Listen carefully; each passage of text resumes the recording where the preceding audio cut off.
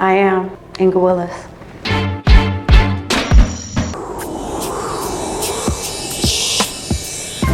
Perception is not always reality. Oftentimes what it looks like is nothing like what it really is. And that relates to people, brands, individual situations. We can make it look amazing, but it can be falling apart on the inside. So oftentimes people say perception is reality. Sometimes how things are perceived are not realistic at all.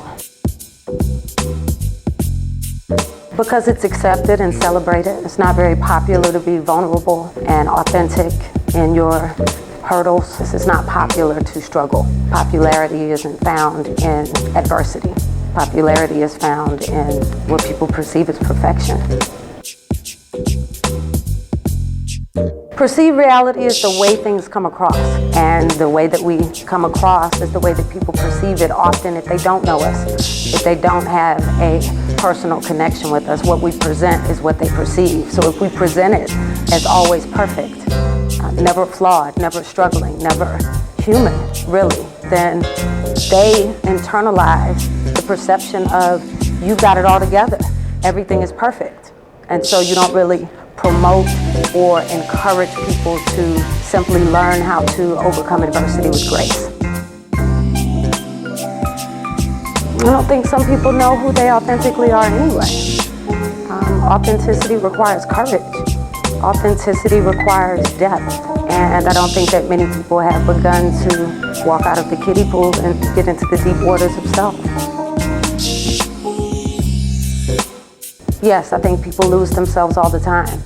In the entertainment business, I've witnessed some incredibly talented people lose themselves in false ideas and false imagery, and basically believing the hype or succumbing to the other elements that come with fame.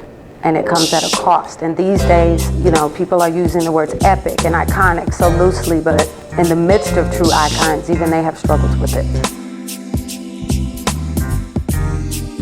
I think that the more experience you have in life, the exposure that you gain from getting outside of your comfort zone really raises the bar on how you present, who you represent, and who you belong to. So when it becomes bigger than you, the freedom to be more authentic arrives, because there's freedom in being your best and greatest self. I think perfection is a facade. We try to imitate it. There's excellence for sure, and I think that's what should be pursued. Pursuing perfection only breeds disappointment because it's a mark that you can't ever meet. There's no such thing as perfection. None of us are perfect. But mastering how to be beautifully flawed and owning it authentically allows you to be bulletproof to other people's energies and also to massive disappointment. But what I have to say to any young woman or young man who is building themselves up in this very, very public space is to protect the core of who you are and never lose that, regardless of what anyone else is doing. Like, your authenticity is what makes you unique. And once you identify what it is that makes you special, then that's what you build up and that's what you project. Is there anything else? No, I'm good. Me too.